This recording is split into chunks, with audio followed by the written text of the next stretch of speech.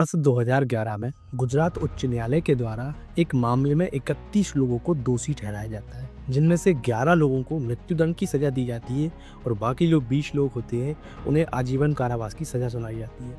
लेकिन वर्ष 2017 में गुजरात उच्च न्यायालय ने अपने ही फैसले को बदल दिया, जिससे जिन्हें मृत्युदंड की सजा दी गई थी उसे बदलकर आजीवन कारावास में परिवर्तित कर दिया जाता है।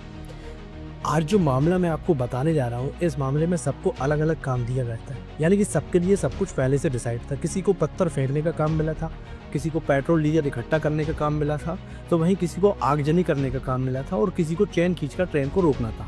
मतलब सबको पहले से बता दिया गया था कि आपको कब क्या करना है। आखिर ये मामला है क्या, ये जानने के लिए हमें आज से कुछ साल पहले चलना पड़ेगा। तो राधे राधे मित्रों, स्वागत है आपका एक बार फिर से आपके अपने YouTube channel around the peoples में, और मैं हूं आपके साथ अतुल। की टाइम था 2002 का। 2002 में गुजरात में मोदी की लहर चल रही थी और मोदी उस समय गुजरात के मुख्यमंत्री थे। तो कहीं ना कहीं जो लोग उनके विपक्ष में थे उन्हें ये गवारा नहीं हो रहा था कि मोदी की लहर पूरे गुजरात के साथ साथ भारत की ओर भी बढ़ रही है। यही कारण रहता है कि कई ऐसे काम किए जाते हैं जिस पर मोदी के राजनीतिक करियर पर कहीं ना कहीं दार लगाने की कोशिश की जाती है, और ये होती है गोधरा कांड। गोधरा कांड के बारे में आपने अक्सर सुना हुआ यूट्यूब, फेसबुक या फिर न्यूज़ के माध्यम से। वो गोधरा कांड जिसने पूरे देश को एक इस तरीके का घटना दी थी जिसमें आप कल्पना भी नहीं कर सकते कि आखिर कहीं ना कहीं उस घटना का संबंध कई ऐसी घटनाओं से भी है जो कि पहले हुई है, लेकिन ये घटना इतनी ज़्यादा दुखद थी जिसकी हम किसी से तुलना नहीं कर सकते। क्या होता है कि 27 फरवरी 2002 को साबरमती एक्सप्रेस जो कि अयोध्या से लौट रही थी, इसमें 2000 हिंदू कार सेवक खचाखच भरे थे। बताया जाता है कि जब ये ट्रेन गोधरा स्टेशन पर पहुंचती है तो वहां पर चेन खींचकर ट्रेन को रोक दिया जाता है, और ट्रेन रुकने के बाद लगभग 1500 लोगों की भीड़ के द्वारा ट्रेन को चारों तरफ से जो है घेर लिया जाता है। जब तक लोगों को कुछ पता चलता तब तक इस ट्रेन के कोच नंबर 6 में आग लगा दी जाती है और देखते ही देखते ट्रेन में धड़क धड़क कर जलने लगती है। इस घटना में 59 हिंदू कार सेवकों की मौत हो जाती है, जिसके बाद पूरे गुजरात में सांप्रदायिक दंगे भड़क उठते हैं। इस घटना के दूसरे दिन यानी कि 28 फरवरी 2002 को पूरे गुजरात में दंगे भड़क उठते हैं, जिसमें 1200 से अधिक लोगों की मौत हो जाती है और पूरा गुजरात में खौफ का माहौल पैदा हो जाता है। लोग अपने घरों से निकलना बंद कर देते हैं। इतना भय का माहौल गुजरात में उस टाइम पर हो जाता है।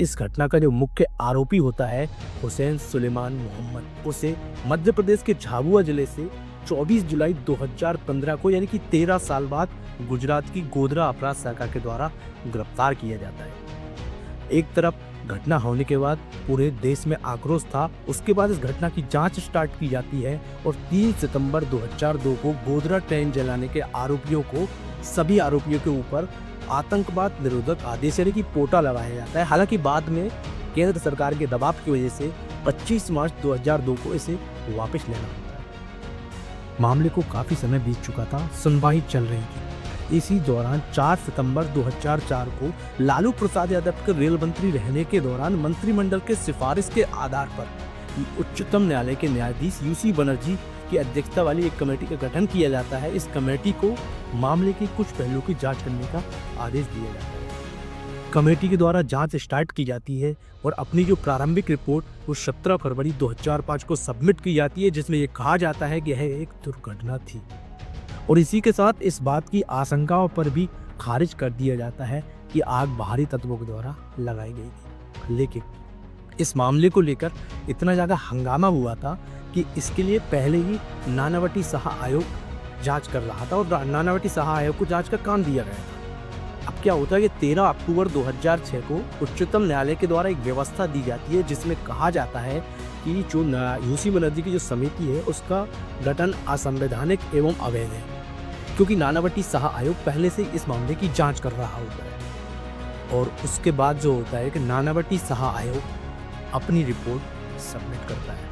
18 सितंबर 2008 को नानावटी साहा आयोग के द्वारा जो रिपोर्ट सबमिट की जाती है उसमें कहा जाता है कि यह घटना प्री प्लान घटना थी, ये कोई दुर्घटना नहीं थी। इस घटना के लिए सब कुछ सामग्री पहले से इकट्ठी की गई थी, सब लोगों को अलग अलग काम दिया गया था और उसके बाद इस घटना को अंजाम दिया गया था। इसी के साथ सारी जो कमेटी थी उनकी रिपोर्ट और नानावती शाह आयोग की रिपोर्ट बिल्कुल डिफरेंस थी, क्योंकि नानावती शाह आयोग ने बिल्कुल क्लियरली इस पर जांच करके और अपनी रिपोर्ट सबमिट करी थी। अब क्या होता है कि 1 जून 2009 को इस मामले की सुनवाई अहमदाबाद के साबरमती जेल से स्टार्ट की जाती है और काफ़ी अटकलों के बीच, काफ़ी रुकावटों के बीच 22 फरवरी 2011 को इस मामले के सभी आरोपियों को जो है उच्चतम न्यायालय के द्वारा सजा दी जाती है। आखिर इस मामले में न्याय के लिए कितने साल बीत गए, ये आप भी अंदाज़ा लगा सकते हो। 2002 से 2011 यानी कि 9 साल के इंतजार के बाद इस मामले में जो है अंतिम फैसला आया।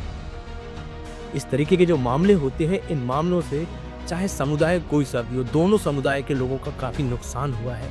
और हमारी आपसे यही गुजारिश है कि इस तरीके की हिंसा से हमेशा दूर रहें, क्योंकि इससे किसी का भला नहीं होता है। बहुत बहुत धन्यवाद आपका। अगर अब तक आपने हमारे चैनल को सब्सक्राइब नहीं किया है तो प्लीज़ चैनल को सब्सक्राइब ज़रूर करें।